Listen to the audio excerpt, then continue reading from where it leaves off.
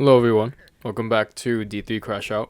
So, I was driving today, I know, big whoop, and as I'm getting closer and closer to my summer being over, I was thinking about the joys of my summer.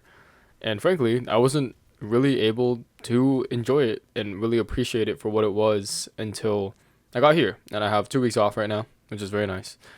And I've been filling it a little bit with like meetings. I've not had very much research, but mostly friends. I spend a lot of time with friends. I'm hopefully going to spend more time with family. And whenever we go out and we have fun, we're usually doing something. So you find a way to be entertained, even if it's not your typical forms of entertainment. For me, that's gaming or YouTube or reading a newsletter or keeping up with my email.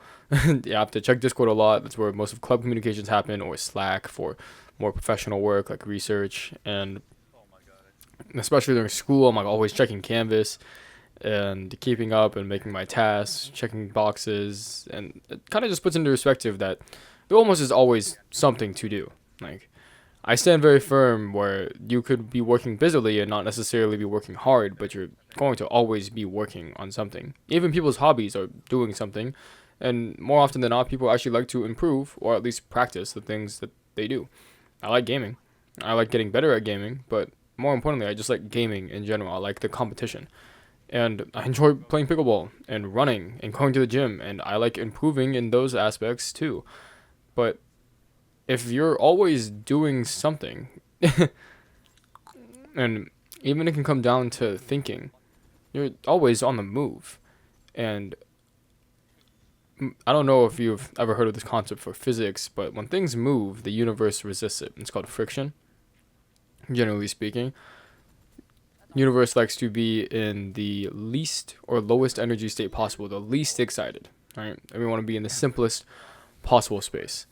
And that may be on a very chemical level. Oh, sorry, I should say atomic. And a general tendency of the universe following physics, but your body doesn't want to always be on fire, so to speak. Your body needs rest. It needs time to not think as much. Your body is never going to stop moving, right? You always need your immune system protecting you. You always need to at least be somewhat ready for danger. So even in deep sleep, you're still able to wake up, right? If somebody's shaking you, or if water gets dumped on you, or if significant changes happen in your environment. But you can't be awake all the time. You just start shutting down. And this can be very well articulated in the way that we live too. You cannot always be on the run, on the move. Not only literally, as in if you're constantly exercising, your body needs a break, it needs rest to be able to recover the damage that it is taking.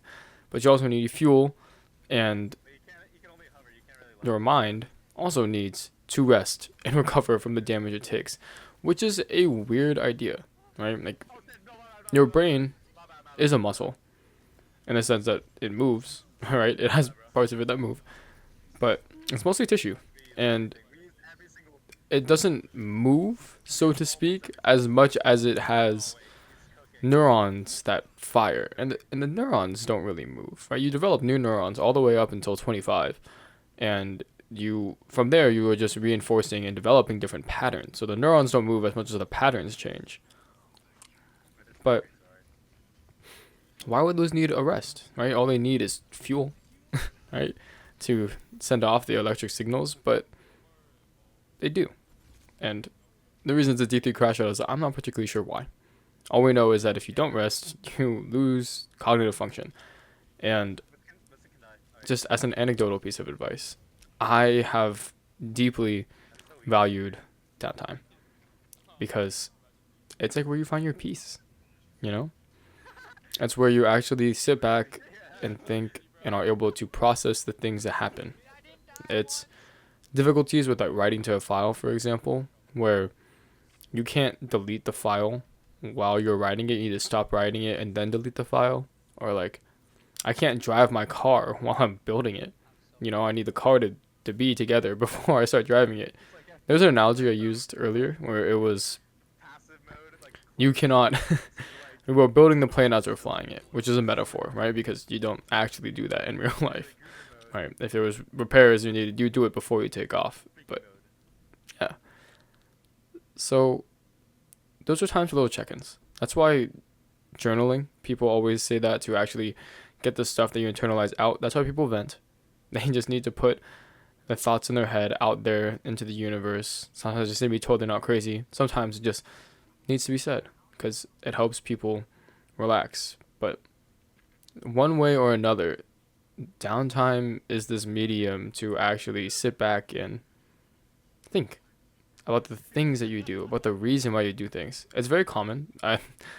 CS major who makes everything about CS leak code, where you'll be thinking that this is the right answer and you'll get so focused on minimizing your context window because it's easier to understand, so that you are only trying to make this one solution work. It's easier to verify than to brainstorm new solutions. And then there's just another thing that works so much better, but you just didn't know. And you didn't think about it because you were so focused on that one solution, right? You're narrowing your box. And it's a good metaphor for life too. Sometimes you get so wrapped up in solving every single problem right in front of you, you don't sit back and ask yourself, should I even solve the problem at all? Right? Or is there other ways to do things? No, you just go, go, go, go. Right? That's why a lot of people have management. They need somebody else to tell them what problems to solve. They need somebody else to look at the bigger picture while they only have to focus on what's in front of them. And it's easier that way. Whether people like it or not, that people tell them what to do. And you don't have a manager in life. You have you. So you need to be manager and managing your load such that you not only think about the things that you do and you actually want to do them and you wonder why, and you also actually do the things that you want to do and you know why. So downtime is for that. I think it's very important. So a little piece of advice, just give yourself some time in a day, maybe even 5 to 10 minutes, or just drive without music. Just don't always be doing something and let your mind wander. Okay, bye bye.